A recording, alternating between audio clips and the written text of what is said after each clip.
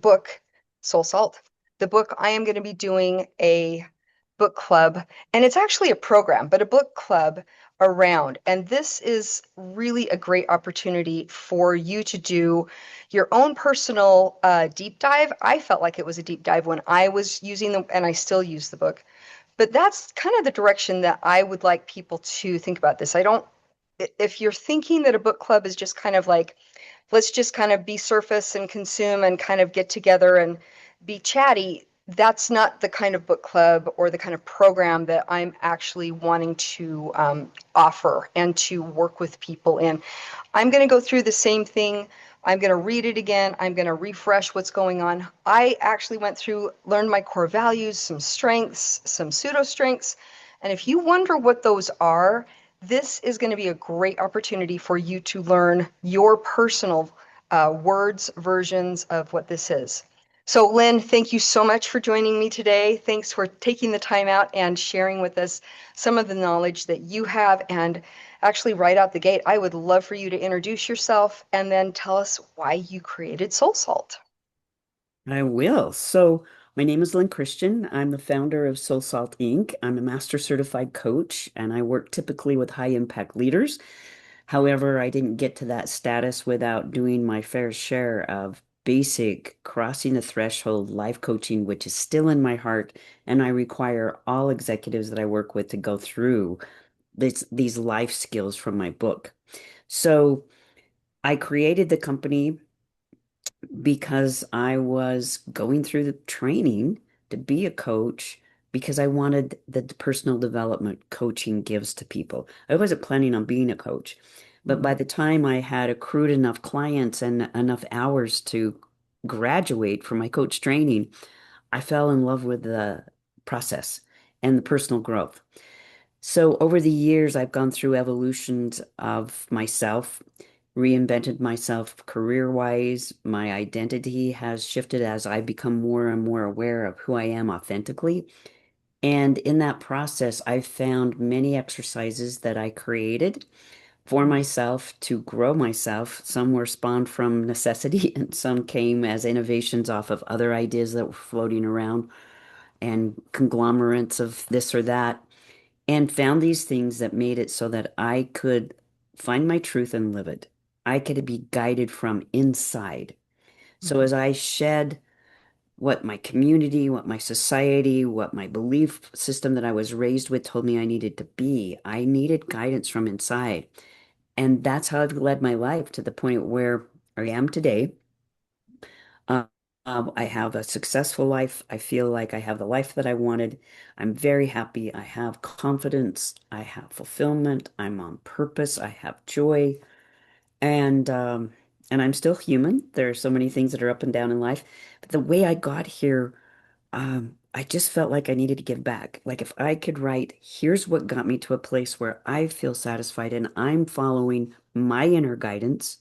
I'm not looking for a guru. I don't want other people to find a guru. I want them to find that gold strand of salt of the soul person that's inside, the soul of who they are, leading their lives. That's what I wanted to leave. So 8 of the exercises that I used are in this field guide, and it's almost as if here's how I got here. If you want to follow my example and make up your own path and your own inner guidance system, here's a book. I will leave it in the field. You grab it while you're traveling, see what you can do with it. So that's what the book is.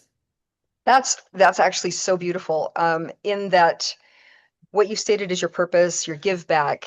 I personally can say that I benefited from the give back did occur with me. And when you're saying that you had, your other clients, especially the executives, and you're saying this is something that they are required to go through first, that makes me want to ask you, it's like, so why is that so important? Are you noticing that there is a cost versus a benefit? Like, why did you create this as a requirement for the people you work with? So when I work with people, they come to me for a couple of things. Maybe they're an executive who looks good on paper, Mhm. but they know that they are not, their character isn't as developed as it could be. They know something's missing. Maybe Mhm. they've been putting other priorities in the front seat and they find out they need to regain their health. They need to find out how to lead their lives with more integrity. Maybe they need to reinvent their career. Um, Maybe they need to put their soul back into the driver's seat. And so I, if I'm going to coach them, they're going to need to know what is their unique leadership style. Mm. And that gets pulled from those 8 chapters here. They know their values, they know their unique personal needs, they know how to lead with their superpowers. And you could read all the leadership books in the world that you want, but until somebody guides you to find your style and your Mhm. brand of leading and the kind that meets the needs of the corporation where you're working, you don't really have a recipe for success that fits you. And this gives them that. So my most successful executive clients want to know the information about themselves so they actually have a handbook of how to lead their life. They actually finish with a map or a personal leadership philosophy that tells them how to stay true to themselves while leading others to be their best selves. Wow. Well, so one question that I had even before I started reading the book, and I know that there's others out there, is like, why is it so hard for people to identify their core values in authenticity? Like, I know that I could read a list of words and I can kind of, do some, oh, this feels good and that feels good. But that, when I've done that before, it did not lead me the way the exercises in your book did. And I, although some of the things that I've done before were accurate, you know, ended up being more of a strength or something else. I tuned into some core values that were surprising to me. So why is it that people find it difficult to actually learn or know their core values on their own? And why might they be disconnected from these values, even if they think they're doing fine? Well, it's what my little 3-year old grandson tells us. He loves Oh. excavators.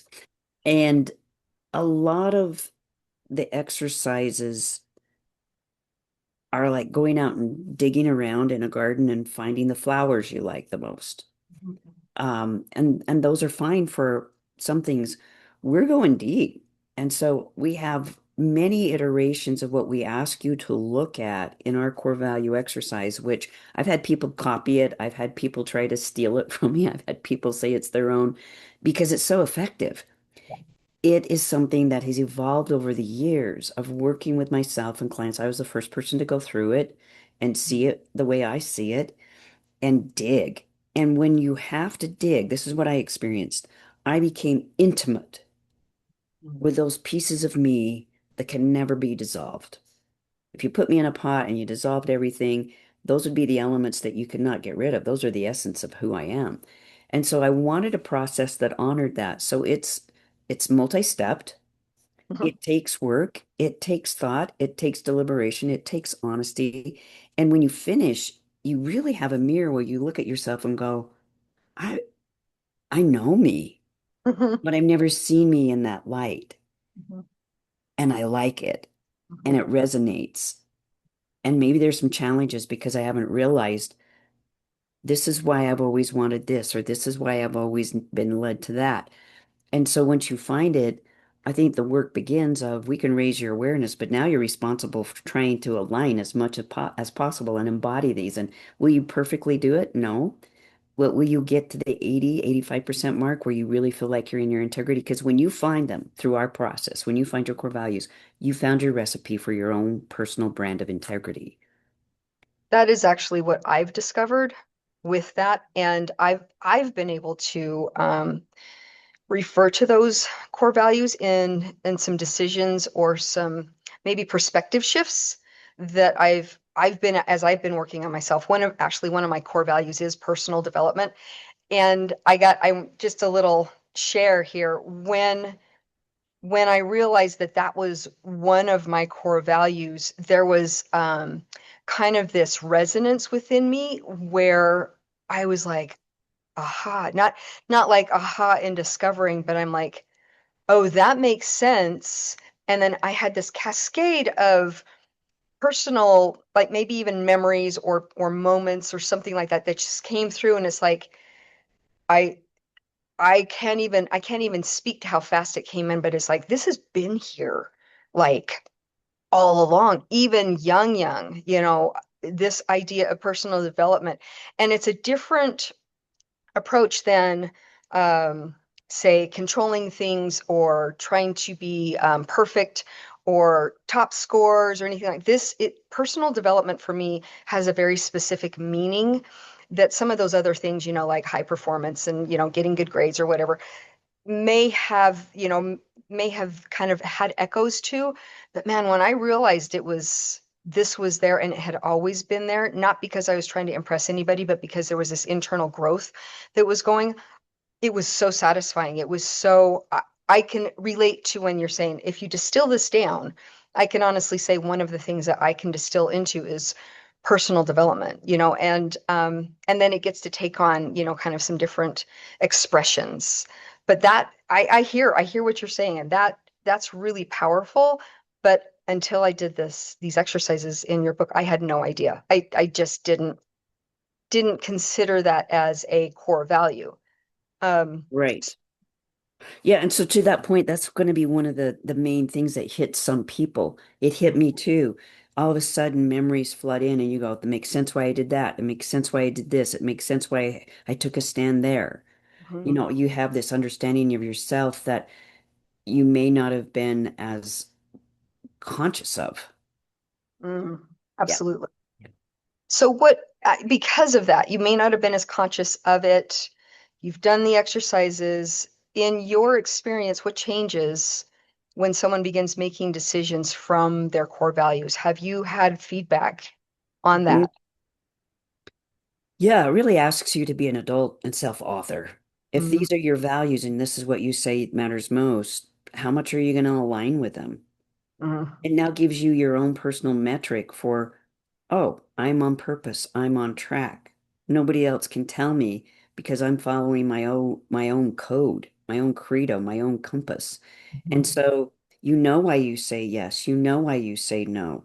You know why you want to say yes, but it's hard, but maybe next time you'll do better. You know, it's like all of a sudden it's like having Jiminy Cricket, and I get to call this sometimes Jiminy Christian. It's like having something on your shoulder that whispers, "Yeah, you're doing okay," or "Whoops."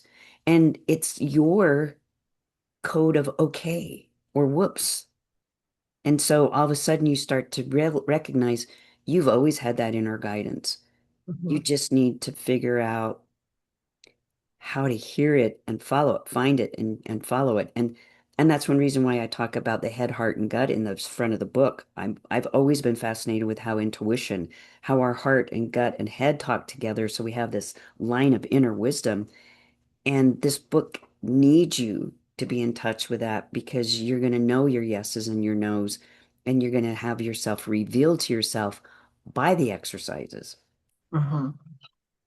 When I was reading, it's really early in the book, knowing your true plumb line, I think is the way you refer to it in the chapter. Um, One of the things that I would like to get across to, as I'm telling people about this book club, about this book program, is to, I don't know that, I know for me, I wasn't necessarily aware that the outside influences, my family, my religion, people I looked up to, or just even social moral codes, Hmm.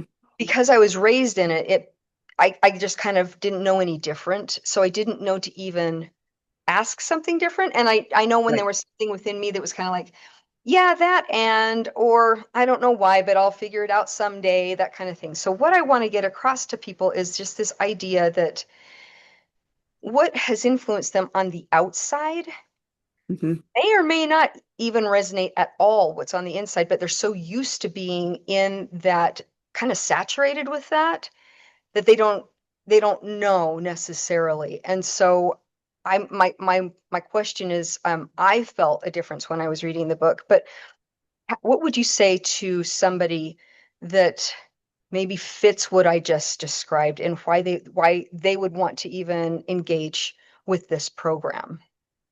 Such a great question. And I think the time has come for the book. I wrote it and published it in 23, but I Hmm. think the moment um, that it was written for is now. And I think the moment that the company Soul Salt is now, because back in 2004, when I officially opened the doors and went full time with it, people would balk or push back on the word soul.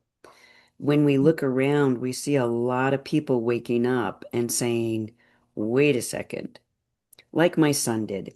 He came to me after he had dedicated 2 years of his life to a cause that he thought he believed in. And he said, in a parking lot, we'd gone to dinner, and he said, Mom, I need to tell you something. I don't know how you'll feel about it. And he took me by surprise. I felt fine about it. It just was surprising because I knew where his belief system had been. But he Hmm. said, number one concern I have, all humans are not created equal on this planet. And that's important to me. Human equality. Hmm. Number two, climate change. We are in big trouble if we don't change. This is the only planet we have. Those two things are extremely important to me. Wow. And the cause that I gave my 2 years to doesn't really acknowledge those, not in any significant way. And he said to me, because he had been very Christian, he said something like, if my homeboy is Jesus and Jesus was here, these would be some of the top concerns that we would be focused on. And this belief system that I've had, this cause that I've been a part of, doesn't recognize that. I'm not going to not be a member. I'm going to pull my name Mm. because there's nothing in me that resonates with that. So we are at, and that was years ago. Wow. He's now 42, 43, and this was when he was in his early 20s that we had this discussion. And Mm. the world has shifted so much that more and more people are having that same awakening, even for some of the same issues. But they're Yeah. saying, wait a second, I see what's happening with this program and I don't agree with it, but my neighbors are okay. Hmm. Something's wrong with this picture. Or this authority figure that I have thought was okay in my mind, they're now approving of this behavior and I don't. So we have a crisis of faith. We have a crisis of beliefs. We have people waking up and going, I need to find my soul again. We have people saying, wait a second, I am so shook up. Everything I've ever believed is now in question. My awareness is now raised. I don't even know what to do with the awareness, let alone be responsible for it. So we have a lot of people doing soul searching, feeling stuck or confused or afraid. Some are excited, some are curious, some are adventuresome, no matter where they are. This is an awakening. This is a time of awakening. And people need, in my mind, to wake up and find out what they really believe in, what Mm. their guidance is. Well, follow this, you'll find it out. I'm not going to dictate it to you. I'll take you through the exercises. My exercises aren't the only ones on the planet, but they're very well proven over years and years of usage to get you to a place where you can literally answer your own questions and Wow. be your own guide.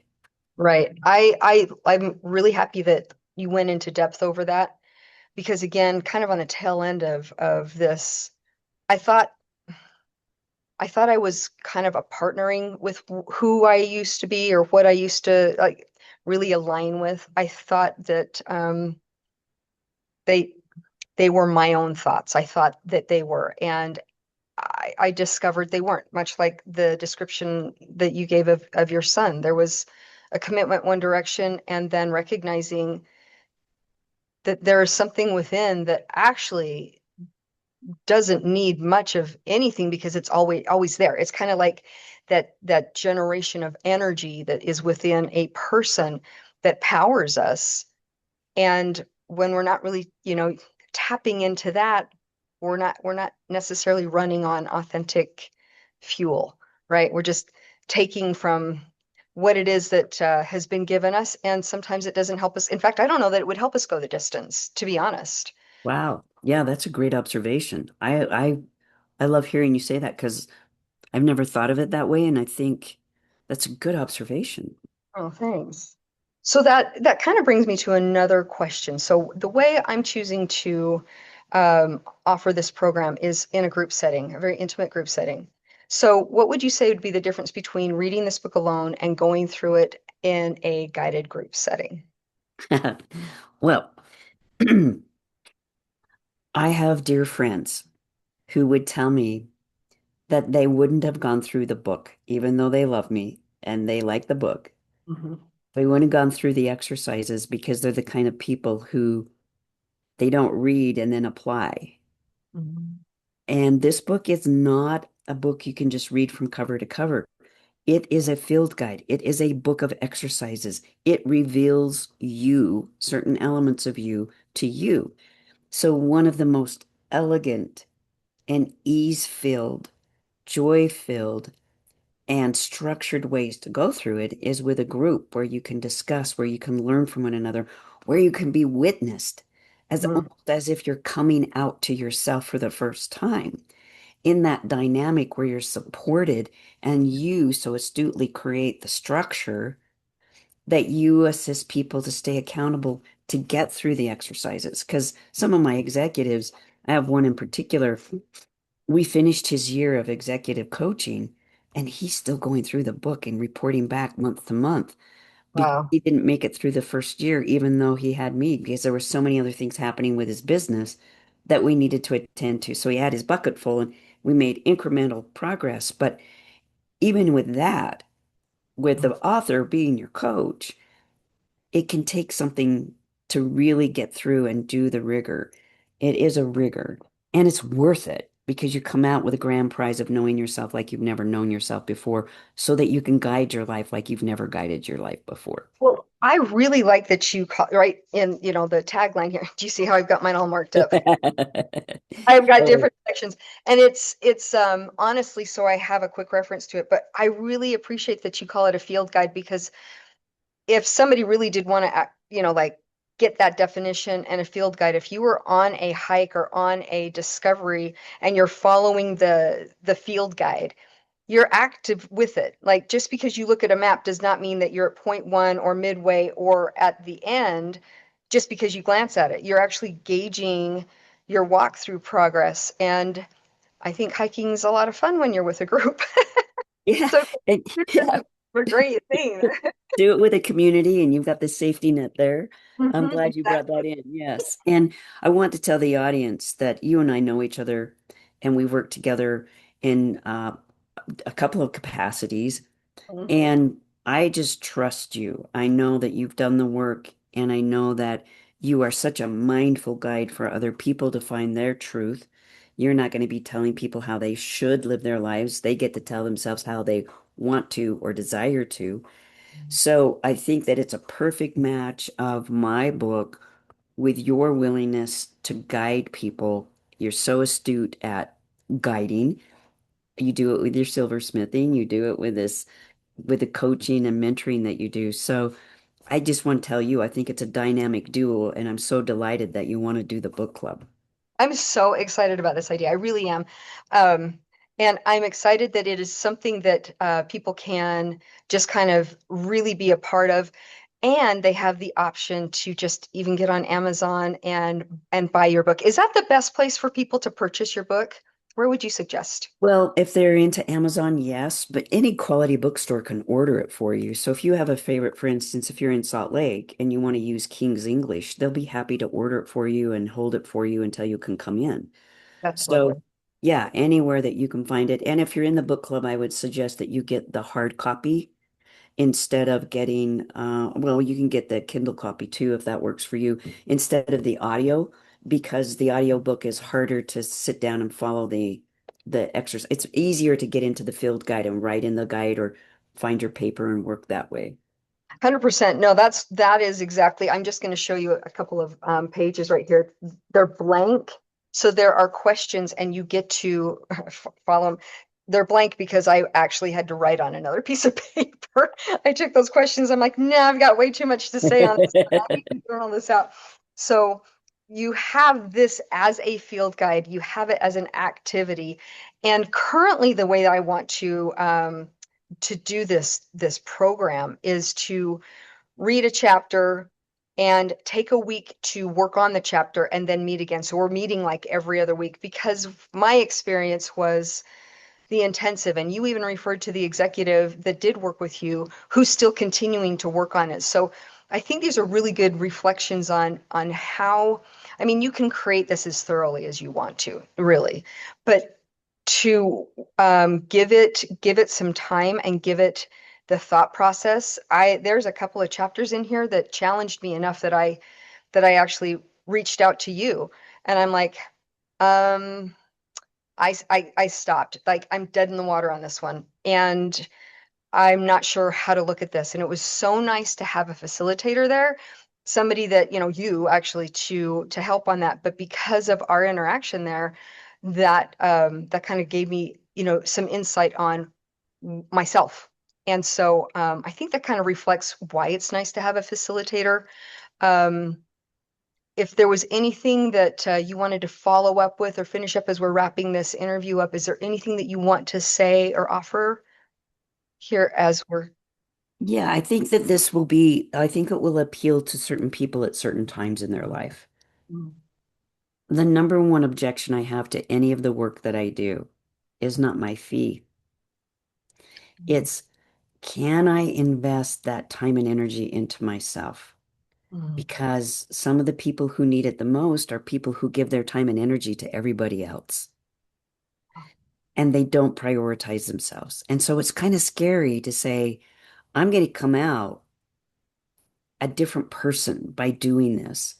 And am Mhm, I ready to put in an hour here, or a half hour there, or 30 minutes here, or 10 minutes there, or 5 minutes here to really see myself in a way that I've never seen myself, to see my best self so I can mhm, lead from it? I think the challenge is people taking it on. Now, who I'm looking for are the people who see a Spartan race and say, I'm running that. Or they see this car that they want to buy, this make and model, and they save up and they work hard and they go buy that for themselves.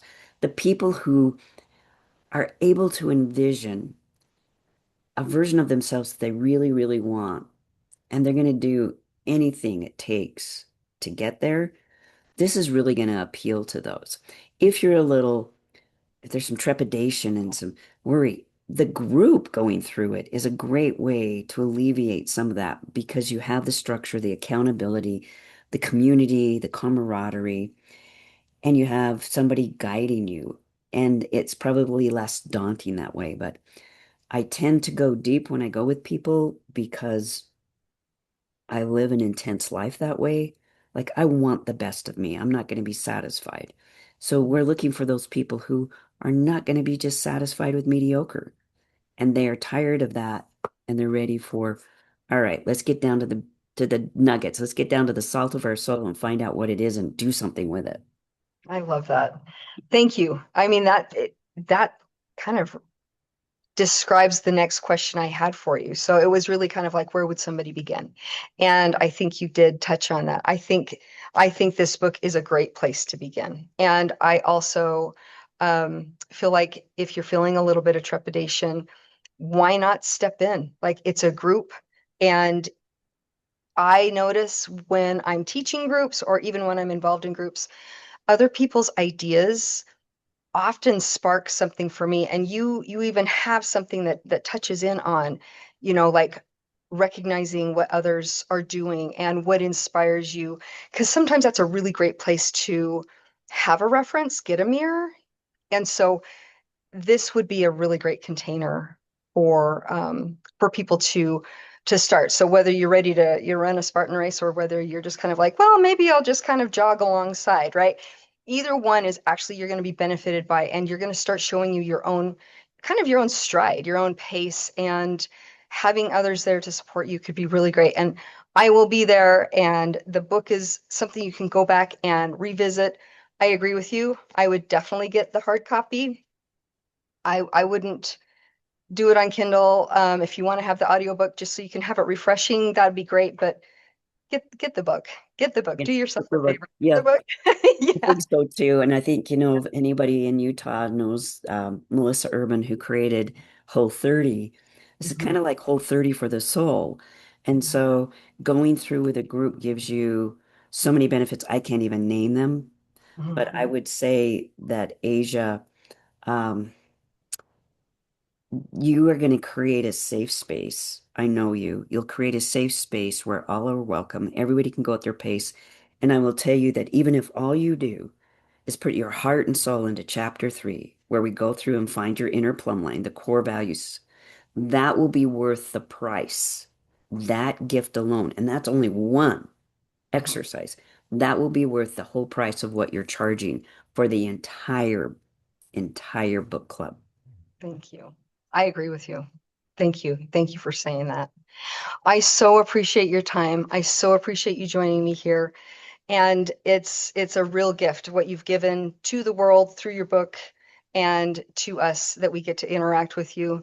For anybody watching, just know that we're not just reading Soul Salt, we're actually going to do the work together. You're going to be supported, you're going to be witnessed, you're going to be guided, you're going to uncover your values, you're going to have aha moments, you're going to get stuck, you're going to dig deeper, and it is going to be one of those adventures that is totally worth it because, as Lyn said, at the end of this, it's you. It is really who you authentically are. So I want you to know that enrollment is now open, and I would love to have you join me in that space.